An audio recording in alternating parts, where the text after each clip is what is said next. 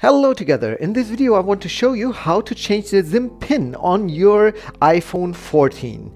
If perhaps you got a new SIM card from your provider, new nano SIM, and the number is very difficult for you, so you cannot remember it and you don't find it pretty good, so you want to change the PIN of the SIM card. Well, that's pretty easy. All we have to do is to go to settings, and when you're in your settings you go to mobile data.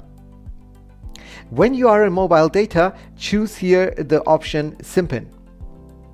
And here you can see Simpin, and you can see here you can also turn it off. Turning off the Simpin means that if somebody steals your SIM card, then he can just put it in another phone and just use it without putting in a PIN. So never ever turn this off, okay? So we now want to change the PIN.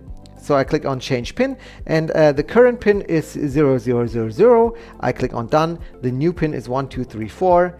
Again, I confirm your new PIN, 1234, done, and that's it. So now my Simpin has the new number 1234, and I will change it back again. So current 1234, and the new PIN is 0000, and again 0000, and then I'm ready to go. Yes, that was it. How to change the Simpin on your iPhone 14.